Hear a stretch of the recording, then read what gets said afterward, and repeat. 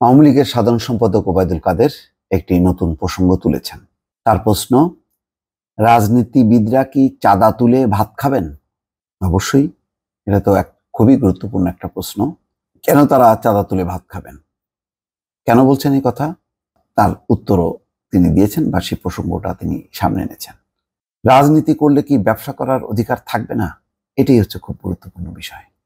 এমন প্রশ্ন রেখে আওয়ামী লীগের সাধারণ সম্পাদক বলেন, রাজনীতিবিদরা চাঁদা তুলে পরিবার চালাবেন, ব্যবসা করলে তো আপত্তি নেই, সৎ ব্যবসা করলে আপত্তি নেই, অসৎ ব্যবসায়ী ও দুর্নীতিবাজদের বিরুদ্ধে জিরো টলারেন্স, আমাদের দুর্নীতির বিরুদ্ধে জিরো টলারেন্স। দুটি প্রসঙ্গ এখানে। তার মানে হচ্ছে যে সাম্প্রতিক সময় টাকা পাচার হঠাৎ করে তার যেই প্রবৃদ্ধি দেখা যাচ্ছে যে সারা দেশে মানুষের আয় উন্নতি নেই, সাধারণভাবে ব্যবসায়ীদের মধ্যে হাহাকার, কোথাও ব্যবসা নেই, ব্যবসার পরিবেশ নেই, মুষ্টিমেয় কিছু লোক সরকারি সুযোগ সুবিধা অর্থাৎ ব্যাংক লোন অথবা এলসির সুবিধা নিয়ে তারা ফুলে ফেঁপে উঠছে।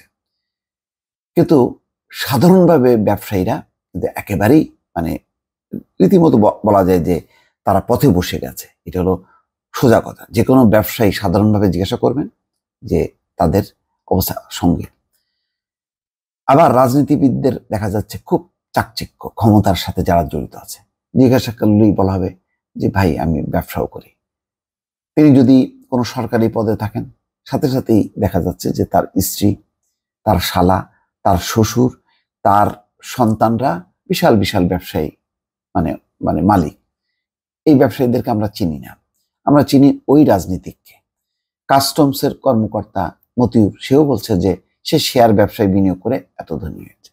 বেনজির আহমেদকে জিজ্ঞাসা করা হলো, সে বলছে যে সংবিধানে কি আমার স্ত্রী এবং সন্তানরা কি ব্যবসা করতে পারেন না, সেই অধিকার কি দেয়নি সংবিধান?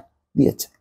এমন সব মৌলিক প্রশ্ন এমনভাবে তুলছে যেন তারা খুবই পরিশ্রম করে ব্যবসা বাণিজ্য করে ৮-১০ জনের মতন করে তারা খুবই তারা মেধাবী, সুতরাং তারা ভালো করেছে। এইটাকে এক ধরনের জায়েজ করা, অর্থাৎ এই রাজনীতিবিদরা যারা নানান রকম ঘুষ, টেন্ডার, বাণিজ্য, তারপরে কি বলবো, সম্পত্তি জবরদখল, যত রকম আছে, কারসাজি, টেন্ডার কারসাজি, নানাভাবে তারা টাকা পয়সা উপার্জন করছেন এবং তারা কোনো না কোনো ব্যবসায়ের পার্টনার নিজেরা করছেন, আবার অথবা কোনো ব্যবসা প্রতিষ্ঠানের সঙ্গে যুক্ত আছেন এবং সেই ব্যবসা কিভাবে হাতায় নেওয়া যায় তার জন্য নানান রকম প্রভাব বিস্তার করছেন। মোট কথা, ক্ষমতার অপব্যবহার করছেন।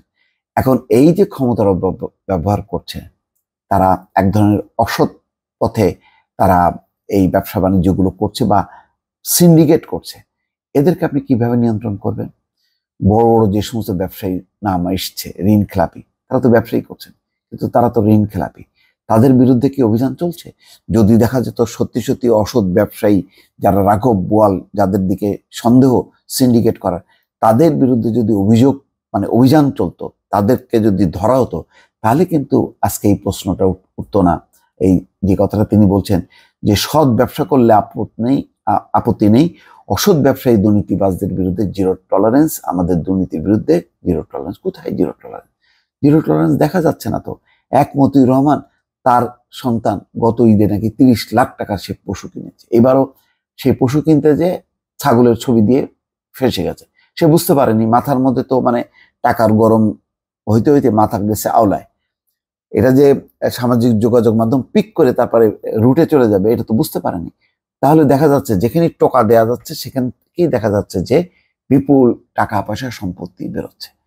এখন এইগুলোকে বলা হচ্ছে ঢালাও ভাবে পুলিশের, যেমন পুলিশের মাত্র ২ জনের কর্মকর্তার বিরুদ্ধে আসলো, কিন্তু ওবায়দুল কাদের কি বলছেন যে পুলিশের বিরুদ্ধে ঢালাও অভিযোগ হচ্ছে। কে ঢালাও অভিযোগ হচ্ছে?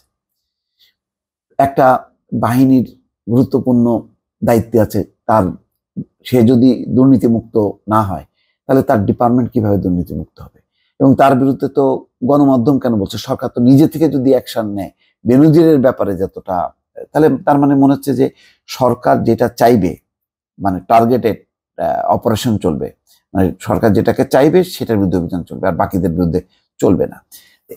এইভাবে তো দুর্নীতি নির্মূল করা যায় না। সামগ্রিকভাবে যেভাবে বলছে যে অসৎ ব্যবসায়ী দুর্নীতিবাজদের বিরুদ্ধে অভিযান চলবে, সেই অভিযানের যদি নমুনা প্রতিনিয়ত দেখা যেত, তাহলে মানুষ বুঝতো যে না, মানে অন্য যারা ব্যবসা করছে, সেই সরকারি দল হোক বিরোধী দল হোক, তারা ঠিক আছে, এই অধিকার তাদের আছে, এবং চাঁদা তুলে তারা ভাত খাবে, এটা কেন হবে? এটা স্বাভাবিক। কিন্তু দেখা যাচ্ছে এই ব্যবসা বাণিজ্য তো সার্বিক না। একটা সরকারি দলের, শাসক দলের লোকজন যেভাবে ব্যবসা বাণিজ্য করতে পারে, বিরোধী পক্ষের তারা করতে পারে না, বরং তারা নিঃশেষ হয়ে যাচ্ছে। তাদের দোকানপাট, ব্যবসা বাণিজ্য তারা গুটায় পারলে দেশ ছাড়ছে। অন্যদিকে সরকারি দল যারা করছে, ক্ষমতা যারা ব্যবহার করছে, তাদের জন্য ব্যবসা বাণিজ্য অবারিত। সুতরাং এইটা বলে মানে একটা জাস্টিফাই করা যে রাজনীতিবিদরা কি ব্যবসা করতে পারে না? হ্যাঁ পারে, কিন্তু মানে সৎ পথে কয়জন করছে সেটা একটা প্রশ্ন। আর সবচেয়ে বড় কথা হলো যে ওই অসৎ ব্যবসায়ীদের বিরুদ্ধে অভিযানটা, আবারও বলি যে সেই অভিযানটা তো আমরা দৃশ্যমান হয় না।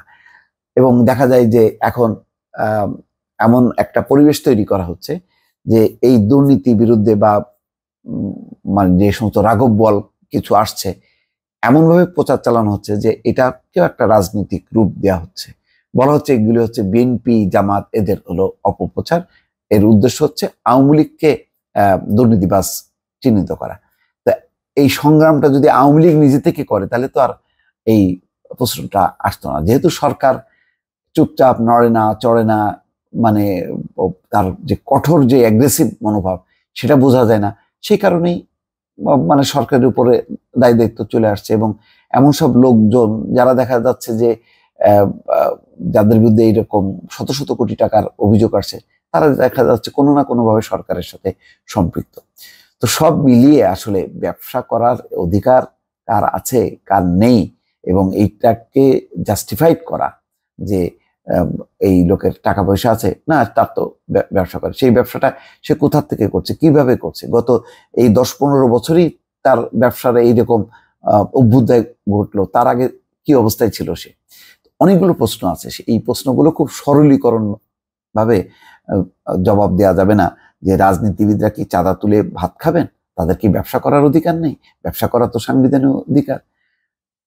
এইভাবে এত বিষয়টা সরলীকরণ করা হলে এবং এটাকে যদি এইভাবে বলা হয়, তাহলে বরং দুর্নীতিকে আরো প্রশ্রয় দেওয়া হবে, তার লালন পালন করা হবে, দুর্নীতির বিরুদ্ধে অভিযান চলবে না। দর্শক ভালো থাকবেন, আল্লাহ হাফেজ।